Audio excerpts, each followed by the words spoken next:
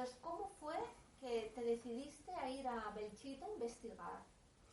Mira, todo surge de una necesidad de misterio. Es decir, en aquella época, más jóvenes por supuesto, estábamos en el año 86, yo llevaba un programa de radio en el cual se tocaba todo tipo de tema dedicado al mundo del misterio, al mundo del esoterismo, al mundo de las ciencias, etc. Y entonces hubo alguien que planteó en un momento, ¿por qué no hacemos alguna experiencia? Y bueno, y en la reunión de todo el equipo, pues dijimos, pues ¿qué tipo de experiencia? Hombre, pues se hablaba mucho del tema de las psicofonías. Bueno, pues vamos a preparar la posibilidad de hacer algún tipo de psicofonía, pero claro, lo primero que te planteas, porque de alguna manera sabemos todos lo que hace falta para hacer una psicofonía, luego que salga es otra cosa, pero todos sabemos que hace falta una grabadora, etcétera, etcétera, para poder realizarla, ¿no? La experiencia. Pero lo importante es decir, bueno, ¿pero dónde la hacemos? ¿En la casa de uno? ¿En un cementerio? ¿En un monasterio? ¿Dónde lo hacemos? Entonces yo recordaba que había investigaciones realizadas por muchas personas a lo largo de la historia, en donde teóricamente decían que en lugares donde había acontecido algo históricamente fuerte, emocionalmente fuerte, pues parece que cabía más la posibilidad de obtener un resultado positivo. Entonces, hurgando la historia de Aragón, ya que estaba en Zaragoza, digo, hombre, pues vamos a remontarnos a la época de la Guerra Civil, y claro, cerca de Zaragoza tenemos el pueblo de Belchite, donde históricamente ha ocurrido algo que, como siempre digo, ojalá no vuelva a ocurrir nunca más, un enfrentamiento militar, un enfrentamiento entre hermanos, un enfrentamiento en definitiva, que llevó al sufrimiento de miles y miles de personas, con la pérdida también de miles de personas en la contienda. Entonces, digo, vamos a Belchite a hacer este tipo de experiencia. Y entonces, por eso, obtuvimos, ya que teníamos en ese momento el apoyo logístico del Heraldo de Aragón, a través de Radio Heraldo, que era un poco pues tener material técnico adecuado, en buenas condiciones, para realizar ese tipo de experiencia. Y bueno, nos desplazamos a Belchite por primera vez, fuimos ahí a hurgar entre las ruinas, empezamos a averiguar qué sitio era el más adecuado. También es importante saber que cuando fuimos nosotros hicimos un poco de un recorrido, quizás desde el punto de vista mental o psicológico o intuitivo, y decidimos hacerlo todo en la iglesia de San Martín. Da la casualidad, entre comillas, o causalidad, que en ese sitio en concreto es donde de alguna manera se concentró a lo largo de la historia mucho del mayor sufrimiento que hubo en la época de la Guerra Civil en el pueblo de Belchite. Colocamos los aparatos, estuvimos toda la noche ahí, desde aproximadamente las 12 de la noche hasta las 7 de la madrugada, constantemente poniendo cintas, las grabaciones. Escuchar nosotros en el lugar no escuchamos absolutamente nada. Lo que sí ocurrieron algunas situaciones bastante difíciles de explicar, inclusive a nivel emocional, con algunos de los integrantes del equipo de colaboradores al cual le tengo un gran cariño, porque unas personas fantásticas, que estábamos también todos enloquecidos en aquella época con la búsqueda de respuestas, que siempre buscamos en este mundo del misterio, respuestas, ¿no? Pues hubo situaciones realmente, todo en una persona que tenía cierto grado de sensibilidad especial a nivel mental, de pasarlo muy mal durante la noche, porque hubo un momento que quizás hasta se produjo una histeria fuerte que hubo que controlar a través de hipnosis sobre la persona, mejor dicho, de sofronización sobre la persona, porque comenzó a sentir y a ver que estábamos rodeados de personas con armas. Claro, contarlo así resulta un poco banal o anecdótico, pero si nos remontamos a los años 80, en el pueblo viejo de Belchite, lugar donde ya impone de por sí el sitio, donde ves la destrucción que se produjo ahí, si te transportas un poco a esa época, las bombas que caían, la metralla que caía, que las calles eran alfombras de cadáveres, donde los vecinos, para cubrirse de la metralla, tenían que saltar o pisar por encima de cadáveres para pasar de una casa a otra. Es decir, un contexto histórico realmente dramático, que una persona o que un grupo de personas estuviésemos ahí por primera vez en los años 80, alejados del mundanal ruido, en semejante pueblo, destruido, con ese ambiente, noche de luna llena, de luna nueva, donde la oscuridad era total. El frío en octubre era bastante marcado, y solitos ahí, pues impone la cuestión. Y sobre todo si una persona comienza a tener una situación, unas emociones en las cuales tú notas que está viviendo realmente lo que está sintiendo, lo que está declamando, que veía realmente que estábamos rodeados de gente con armas que nos estaban apuntando. Por lo tanto, fue una situación bastante compleja en ese momento, solucionada, como os digo, a través de sofronización sobre la persona, pero claro que en principio te deja un poco pasmado, ¿no? Pero bueno, pasó toda la noche, seguimos con las grabaciones. Como decía, nosotros ahí no escuchábamos absolutamente nada, y sobre las 7 o 7 y cuarto de la madrugada pues decidimos terminar la grabación, y algunos pues se fueron a su casa ya porque estaban bastante cansados, toda la noche ahí de pie, el frío que hacía y toda la cuestión. Pero dos, el técnico Ricardo Martínez y yo, decidimos irnos directamente a los laboratorios de Radio Heraldo para empezar a cotejar las grabaciones que hemos tenido. Entonces había un montón de cintas.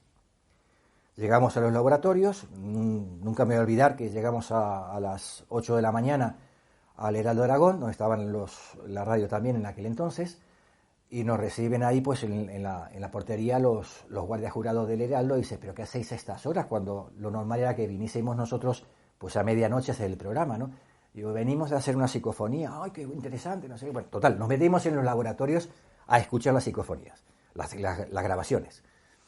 Y lógico, tú te pones a escuchar las cintas, y recordar siempre que las cintas eran totalmente vírgenes, que de muy buena calidad, porque eran cintas de ferro en aquel entonces, auriculares puestos, todos los aparatos en funcionamiento, y nos ponemos, Ricardo Martínez y yo, pues a escuchar cada una de las cintas.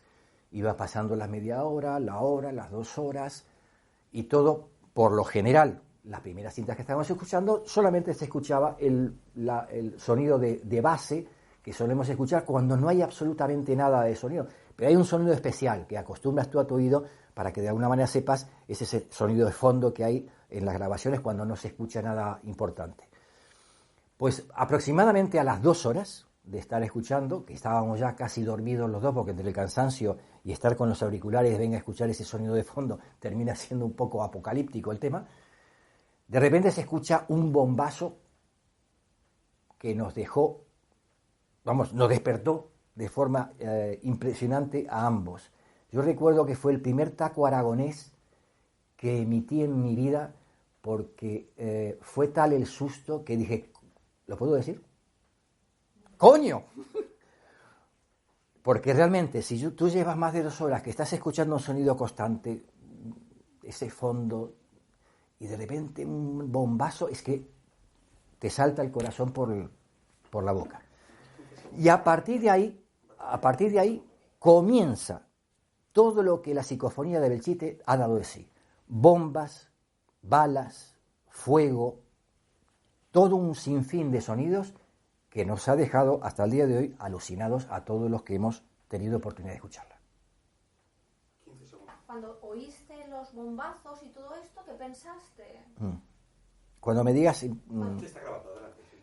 Bueno, insisto que los sonidos fueron realmente pues de asombro, porque claro, tantas horas de escuchar y no escuchar nada. Entonces, claro, dices, pero ¿esto de dónde proviene? Porque ahí en el sitio no escuchábamos absolutamente nada. Bueno, pues inmediatamente Ricardo Martínez y yo comenzamos a hacer una selección de los sonidos, ya que la cinta original, que aún la tengo, a partir de ese momento que comenzó el primer sonido de un bombazo tremendo, que ahora os explicaré por qué lo del bombazo y por qué me confirmaron que eso era una bomba clara, echada en aquel entonces, hubo más de hora y media de sonidos constantes, de bombas, de tiros, de fuego, de cosas que se caían, etcétera, etcétera. Total, fue tal el asombro por parte nuestra que inmediatamente le dije yo, Ricardo, vamos a seleccionar aquí los sonidos porque no podemos estar pasando por radio en el programa todo, porque sería ya un programa solamente de sonidos. Vamos a seleccionar sonidos y vamos a invitar a gente a un programa en especial, un programa en directo, por la noche, en el cual vengan como invitados personas que conozcan de artillería, de aviación, de la historia. Entonces hicimos un programa especial donde vinieron militares de aviación y del ejército de tierra. Y lo maravilloso fue que cuando escuchaban ellos en directo en el programa los sonidos que aparecían, de los distintos sonidos que aparecían, ellos confirmaban claramente que esos sonidos eran propios de, uno, bombas con el sonido seco, o mejor dicho, el sonido sordo que hace una bomba cuando cae en tierra y explosiona. Bombas que en aquel entonces se tiraban desde un avión a mano. Y los historiadores comentaban que el sonido del avión pasando por encima, porque cuando escuchas la psicofonía es como si de repente está pasando un avión por encima tuyo, había históricamente demostrado que todos los días, una vez por la mañana y una vez por la tarde, pasaba un avión pilotado, fijaros hasta qué punto llega la demencia humana, pilotado por un paisano de un pueblo cercano a Belchite, que lo pilotaba y disparaba contra el pueblo de Belchite. Eso es un dato histórico que desde luego a cualquiera le puede crear cierta confusión en el mundo que vivíamos entonces, o lo que se vive en una guerra, ¿no? Que los propios hermanos o los vecinos se estén masacrando de esa manera. Pues en ese entonces pasaba eso, es decir, pasaba un avión y tiraba las bombas así como las cogía, sobrevolaba el terreno y tiraba la bomba. Los sonidos se ven claramente que son de bomba, pero lo más gracioso, lo más importante, es que el sonido del avión, tanto los militares de aviación como los militares de tierra, lo identificaron en el sonido como el típico motor de avión de pistón que había en aquella época, que no lo hay ahora. Es más, toda la zona de Belchite no es zona de vuelo aéreo. Es decir, no entra en la cabeza que de repente pasase un avión en el año 86 por esa zona, porque no es carretera, como no sé si le llaman, vía o carretera aérea, para que pasen aviones por ahí. Por lo tanto, ese sonido no solamente se cumplimenta al sonido de motor de avión que había en los años 30, sino que además el sitio en cuestión no es lo normal que pase ningún avión. Durante la transmisión del programa, que en aquel entonces teníamos la suerte de que teníamos mucha audiencia, comenzó a llamar la gente. Y entre las llamadas telefónicas en directo hubo varias muy conmovedoras. Sobre todo recuerdo la de una mujer muy mayor, que nos llamó diciendo que ella había vivido la guerra de Belchite. Y decía, por teléfono, y yo creo que esto lo tenemos grabado, tengo que buscar la cinta, está grabado, esta mujer decía, entre sollozos, mientras nos llamaba por teléfono, que cuando estaba escuchando la psicofonía, se estaba remontando a revivir toda aquella época. Y nos contó historias, como la que te comenté hace un momento, que lamentablemente los muertos eran muchos y que de una casa a otra tenían que pasar pisando alfombra de cadáveres. Es decir, la psicofonía provocó una especie de reconocimiento a un pueblo y al hecho gravoso de una contienda que Dios quiera nunca se vuelva a repetir nunca, ni aquí ni en ninguna parte. Ojalá. Los sonidos quizás rompieron también otro esquema, que es que por lo general siempre se ha hablado de psicofonías en las cuales aparecen voces. En este caso aparecían cacofonías. En este caso lo que aparecían eran sonidos de una guerra. Porque realmente en la psicofonía de Belchite en ningún momento aparece nadie diciendo soy yo el malo de la película, o mátame, o por lo menos en la que hicimos nosotros no. Ahí aparecían solamente sonidos, que yo creo que eran los que realmente no solo sirvieron para revitalizar o de alguna manera documentar más lo que realmente ocurrió ahí, sino sobre todo para sensibilizarnos ante lo que realmente sintieron, vivieron y sufrieron la gente del lugar. Porque una cosa es que te salga una voz en una psicofonía y te diga, estoy aquí, o no sé, mátame, o esas cosas truculentas, ¿no? Que dices, pueden ser verdad, pueden ser mentira, no lo sé, pero ahí están.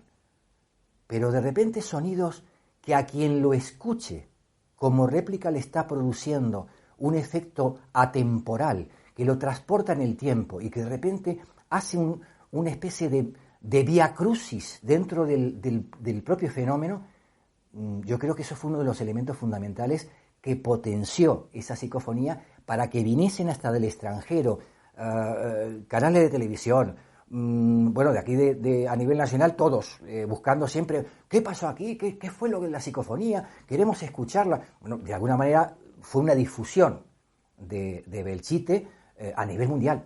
Belchite realmente, y sin ponerme ningún laurel en la cabeza, Belchite se puso en el mapa europeo a partir de la psicofonía de Belchite. Eso no me cabe la menor duda.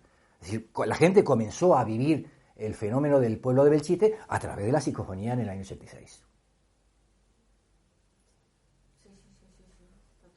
Por lo tanto, es un antes y un después, porque como te decía, tiempo atrás o años atrás, las psicofonías en general fueron muy batalladas, muy comentadas, muy analizadas, pero hubo un bajón, como en todas las cosas en la vida, que hay unos bajones cíclicos, en los cuales pasaban años donde no se hacía absolutamente nada o no aparecía nada extraño. Pero de repente, esta psicofonía de Belchite provocó una nueva investigación en el mundo de las psicofonías y, de hecho, bueno, pues han nacido infinidad de grupos en España dedicados al tema de las psicofonías porque todos querían indagar sobre el tema. Sobre todo porque Belchite ha sido una piedra fundamental en el tema. Pero ha creado eso también una corriente de investigadores que diariamente o mensualmente o anualmente pues han ido a Belchite a recoger nuevos datos y que muchos han recogido, es decir, han recogido historias, sonidos, voces, y nadie ha salido de ahí, o muy pocos han salido de ahí, sin tener un resultado más o menos apetecible o inquietante, porque yo siempre digo que Belchite no solamente son ruinas, Belchite son una acumulación de piedras destruidas por el hombre, donde cada piedra que ha sufrido tanto como el propio hombre emite una energía especial, una energía en la cual está plasmada la vida y las almas de muchas personas muertas en ese sitio. Por lo tanto, es un lugar al cual pues las mentes pensantes de la época quisieron dejar ahí como recuerdo, cosa que me parece interesante. Nos ha permitido eso reconocer la bajeza del propio ser humano a través de las contiendas bélicas, pero también al mismo tiempo nos hace reflexionar sobre nuestra propia vida actual, porque Belchite era un pueblo en una región altamente de un estado económico muy alto. Belchite no era lo que consideramos en este momento pues un pueblo más de la comarca, ¿no? Belchite era el centro neurálgico de una economía floreciente, cuando lamentablemente todo el mundo se confabula en una historia maquiavélica que es la guerra civil y en definitiva pierden todos. Entonces, tener ese vínculo, ese sitio como es el pueblo viejo del Belchite, pues es un recordatorio para que generaciones futuras de alguna manera recuerden que esto no hay que volver a repetirlo. La psicofonía de Belchite ha ayudado en gran medida a ese tipo de cuestión. Y lo que lamento es que la alcaldesa del pueblo de Belchite, pues a pesar de todo lo que se ha trabajado, se ha investigado, se ha divulgado, insisto, se ha puesto en el mapa a Belchite, en el mapa no solamente nacional, sino internacional. Bueno, pues después de años, no solamente meses, años de presentarle gratuitamente la idea de hacer una conferencia en el pueblo para poder mostrar a las generaciones jóvenes lo que sucedió, pues ni contestar y aún estamos esperando si algún día se le ocurre decir algo, no sé, bueno, son esas cosas que yo no sé, en fin. Lo que sí se ha apresurado, cosa que en cierta medida puede que tenga razón, ¿no?, de cobrar un canon a toda persona investigadora que quiera entrar en Belchite para realizar algún tipo de investigación, pues sí, cobra un canon, un impuesto de bastantes centenares de euros para que alguien haga un trabajo de investigación. Cosa que, si eso revirtiese en una ayuda al que viene y una ayuda a la manutención del sitio en cuestión, me parece bien. No sé dónde van los dineros esos, ni me quiero enterar para no amargarme a mala vida, pero de alguna manera considero que no se ha sabido todavía rescatar, salvar y sacar todo el producto posible y positivo que tuvo la psicofonía de Belchite. Lo han sabido sacar mucho más, y eso me lamenta mucho viviendo aquí en Aragón, lo han sabido sacar mucho más vosotros que venís de tierra vecina y compañera de Aragón, como muchos de otras comunidades de España y del extranjero, que los propios de aquí. A pesar de que ha habido también movimiento aquí, hay mucha gente detrás de la psicofonía de Belchite y tengo infinidad de amigos y de colaboradores en los cuales siempre han estado ansiosos de conocer más lo de Belchite y apoyando lo de Belchite, pero lo que es la estructura que de alguna manera se podía haber volcado a todo esto, como pasa en otras regiones, que de repente pues de una piedra hacen un monumento, pues aquí a veces hacemos de un monumento hacemos un par de piedras, ¿no? Entonces clamo de alguna manera, sigo clamando y sigo luchando para que eso no quede en el olvido, porque no queda en el olvido fuera, eso es lo que más me lamenta, no queda en el olvido fuera de Aragón, está quedando en el olvido dentro de Aragón, y eso es lo que me duele más, que de repente no tengamos la capacidad de reconocimiento, no hacia mí, sino hacia la psicofonía, hacia el hecho histórico manifestado en un fenómeno que con el tiempo, además, se podrá la ciencia determinar realmente de dónde procede todo eso, el tiempo lo dirá. Recordemos que la psicofonía nace, la primera psicofonía nace cuando la tecnología le permite al ser humano hacer unas grabaciones, por lo tanto, estamos hablando de que la tecnología nos ayuda a reconocer o a ver o a intuir que hay algo más de lo que solamente nosotros o nuestros ojos físicos ven, y a partir de ese momento que tenemos esos documentos, podemos sacar conclusiones, teorías, hipótesis, lo que sea, pero nos está descubriendo un mundo más amplio del que realmente estamos viviendo cada día. Hoy en día, ni más ni menos, cuando abrimos la televisión o entramos a internet o vemos una publicación de un periódico, estamos viendo que las investigaciones a nivel cosmos, pues cada día nos dejan alucinados las cosas nuevas que se descubren, y cosa que se descubre, misterio que al canto, es decir, llega una información nueva y resulta que eso te abre ya una visión distinta de todo. Pues las psicofonías tienen también ese valor. Hay quien puede creer en ellas y hay quien no puede creer en ellas. Hay quien las está haciendo con honestidad, como le hicimos nosotros en aquel entonces, y puede haber quien truca eso con intereses, vete a saber cuáles. Pero si el río suena, agua lleva. Y la psicofonía y los fenómenos parapsicológicos y los fenómenos que de alguna manera rompen con los esquemas tradicionales de cualquier tipo de ciencia, hay que darles un poquito de respeto, hay que darles un poquito de atención, porque esto es como todas las cosas, es decir, el médico te puede curar de una dolencia, pero el médico no está sufriendo tu dolor. Si todos los médicos sufriesen el dolor que tiene el paciente cuando acude a un médico, yo creo que las enfermedades se curarían más rápido, porque el propio médico, como lo siente en él mismo, pues inmediatamente buscaría la solución más rápida para que esto se solvente. Pues lo mismo pasa con estos fenómenos.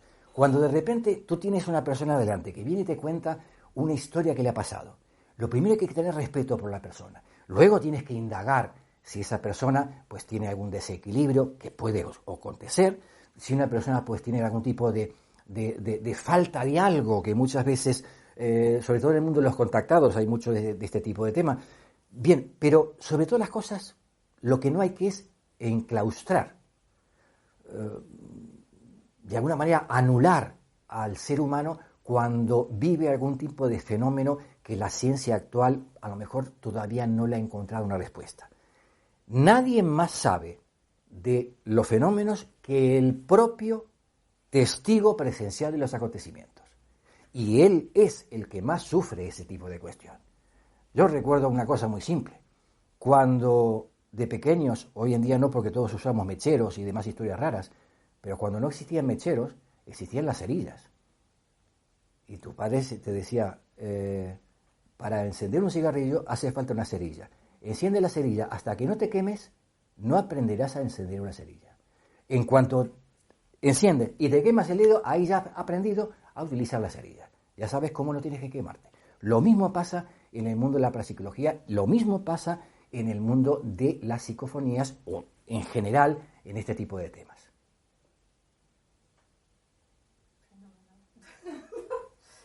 Fenómeno.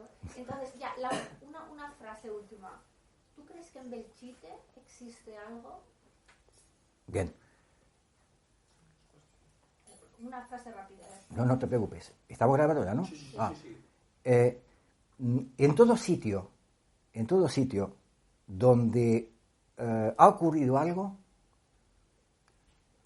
hay. Me voy a explicar mejor. Los fenómenos parapsicológicos nacen con el propio hombre en general. Es decir, si no hay una mente pensante, no hay fenómeno parapsicológico porque no hay una mente que reaccione al fenómeno en cuestión. Pero que en Belchite existe más, teóricamente o técnicamente, dicen que en los lugares donde ha acontecido algo, resulta que ahí es más fácil captar. Bien, también ha habido gente que ha ido a Belchite y no ha captado nada.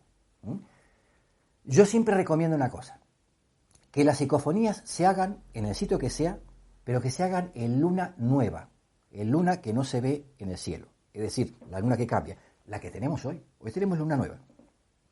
Es la luna que propicia un mayor acercamiento mental. Es la luna que propicia, por los campos electromagnéticos que genera en la Tierra, la luna que propicia el intercambio psíquico en las personas. Es una luna que propicia, por ejemplo, que cuando tú vas al campo, la naturaleza esté más tranquila.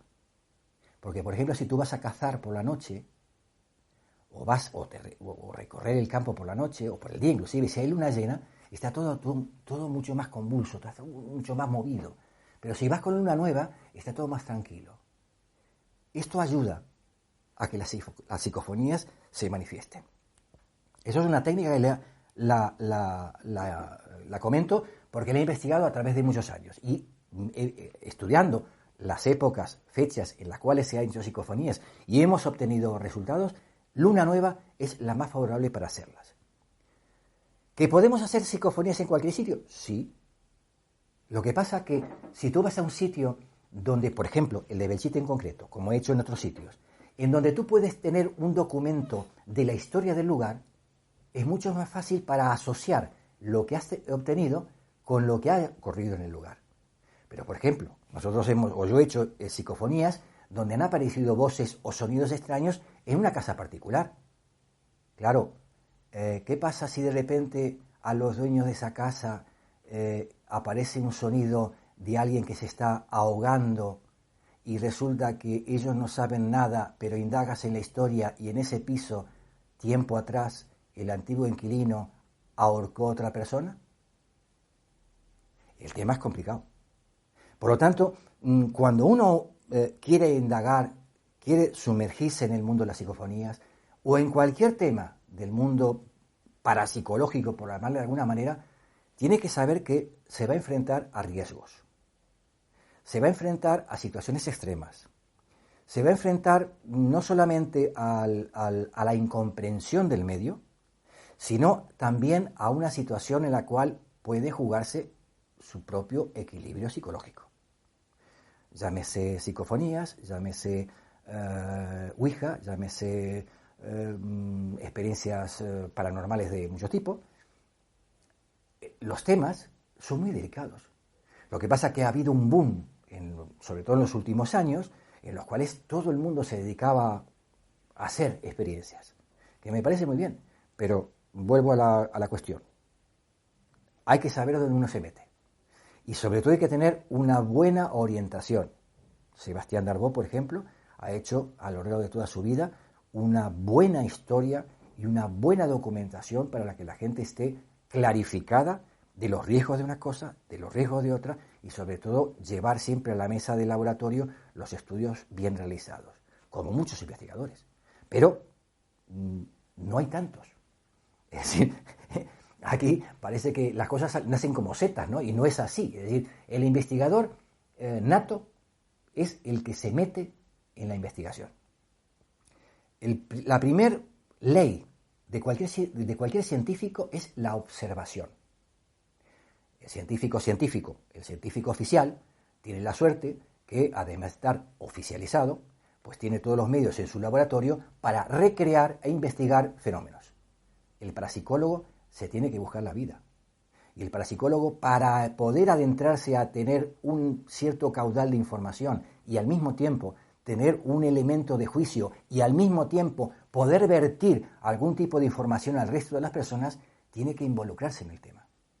La introspección del investigador sobre los fenómenos parapsicológicos es fundamental, pero con los riesgos que conlleva. Por lo tanto, cuando tú te dedicas a un tema de parapsicología, cuando tú te dedicas a un tema de astrología, cuando tú te dedicas a un tema de investigación, obligatoriamente tienes que saber desde un principio que gran parte de tus elementos normales de la vida corriente que todo el mundo vive, los tienes que desechar, los tienes que aparcar para poder brindarte a ese tipo de investigación. Y a partir de ahí, entonces tú eres tu propio laboratorio, que eso es lo importante en parapsicología. Porque trabajar de forma intelectual es muy fácil.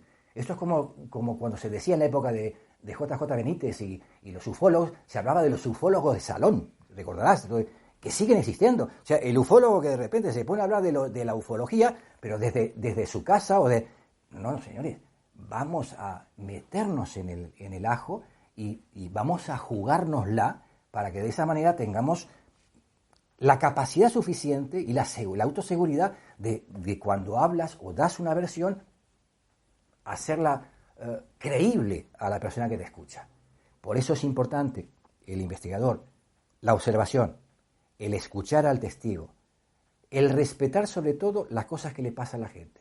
Porque si empezamos con que, usted lo que tiene es una... No, usted lo que tiene es que está pasando por una situación la cual hay que investigar. Y los fenómenos parapsicológicos son mucho más amplios de los que normalmente nos cuentan. Los fenómenos parapsicológicos le ocurren a montones de personas. Si realmente, y yo por experiencia en años, si realmente un día la gente se quitase las máscaras, los temores y los prejuicios, nos quedaríamos asombrados de la cantidad de gente que anónimamente viene y te cuenta sus historias y sus experiencias. Y estamos hablando no solamente de gente que dice, no, que estos son gente de poca preparación. No, yo estoy hablando no solamente de la gente de poca preparación. Estamos hablando de gente de mucha preparación, pero porque vivimos una hipócrita sociedad en la cual la imagen es muy importante y de repente me pueden confundir de una cosa a la otra. Sin embargo, día tras día se está viendo que personajes famosos van comentando fenómenos que le están pasando. Y la parapsicología es uno de las herramientas fundamentales, siempre que sea bien llevada, para poder dar respuestas a las personas. Lo mismo que la astrología, lo mismo que la hipnosis, es decir, son elementos que nuestra sociedad necesita para dar respuestas, porque todos necesitamos respuestas.